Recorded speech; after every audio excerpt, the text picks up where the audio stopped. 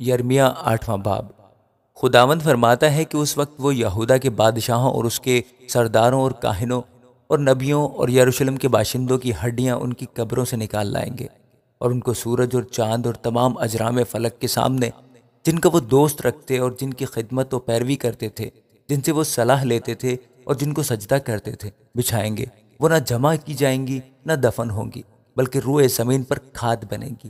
اور وہ سب لوگ جو اس برے گھرانے میں سے باقی بچ رہیں گے، ان سب مکانوں میں جہاں جہاں میں ان کو ہانک دوں، موت کو زندگی سے زیادہ چاہیں گے، رب الافواج فرماتا ہے۔ اور تو ان سے کہہ دے کہ خداوند یوں فرماتا ہے، کیا لوگ گر کر پھر نہیں اٹھتے؟ کیا کوئی برگشتہ ہو کر واپس نہیں آتا؟ پھر یروشلم کے یہ لوگ کیوں ہمیشہ کی برگشتگی پر اڑے ہیں؟ وہ مکر سے لپٹے رہتے ہیں اور واپس آنے سے انکار کرتے ہیں۔ میں نے کان لگایا اور سنا، ان کی باتیں ٹھیک نہیں۔ کسی نے اپنی برائی سے توبہ کر کے نہیں کہا کہ میں نے کیا کیا۔ ہر ایک اپنی راہ کو پھرتا ہے، جس طرح گھوڑا لڑائی میں سرپٹ دوڑتا ہے۔ ہاں، ہوائی لکلک اپنے مقررہ وقتوں کو جانتا ہے، اور کمری اور ابابیل اور کلنگ اپنے آنے کا وقت پہچان لیتے ہیں، لیکن میرے لوگ خداوند کے احکام کو نہیں پہچانتے۔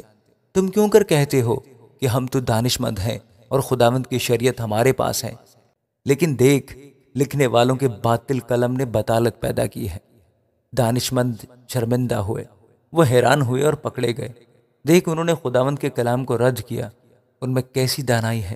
پس میں ان کی بیویاں اوروں کو اور ان کے کھیت ان کو دوں گا جو ان پر قابض ہوں گے، کیونکہ وہ سب چھوٹے سے بڑے تک لالچی ہیں، اور نبی سے کاہن تک ہر ایک دغا باز ہے۔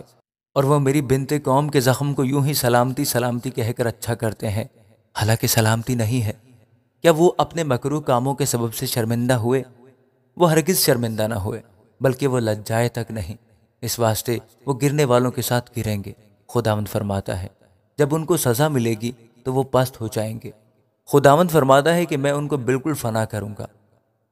نہ تاک میں انگور لگیں گے اور نہ انجیر کے درخت میں انجیر، بلکہ پتے بھی سوکھ جائیں گے، اور جو کچھ میں نے ان کو دیا جاتا رہے گا۔ ہم کیوں چپ چاپ بیٹھے ہیں؟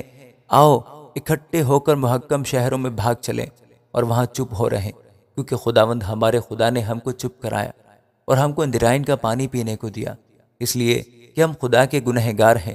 سلامتی کا انتظار تھا پر کچھ فائدہ نہ ہوا، اور شفا کے وقت کا پر دیکھو دہشت۔ اس کے گھوڑوں کے فررانے کی آواز دان سے سنائی دیتی ہے، اس کے جنگی گھوڑوں کے ہنہنانے کی آواز سے تمام زمین کانپ گئی، کیونکہ وہ آ پہنچے ہیں، اور زمین کو اور سب کچھ جو اس میں ہے، شہر کو بھی اس کے باشندوں سمیت کھا جائیں گے۔ کیونکہ خداوند فرماتا ہے، دیکھو میں تمہارے درمیان سانپ اور افعی کو بھیجوں گا، جن پر منتر کارگر نہ ہوگا، اور وہ تم کو کاٹیں گے۔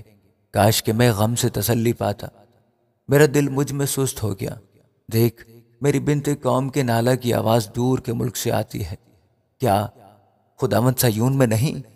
کیا اس کا بادشاہ اس میں نہیں؟ انہوں نے کیوں اپنی تراشی ہوئی مورتوں سے اور بیگانہ معبودوں سے مجھ کو غضبناک کیا؟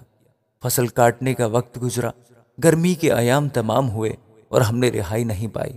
اپنی بنت قوم کی شکستگی کے سبب سے میں شکستہ حال ہوا، میں کڑتا رہتا ہوں۔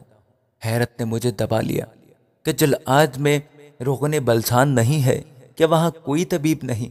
میری بنت قوم کیوں شفا نہیں پاتی؟ آمین۔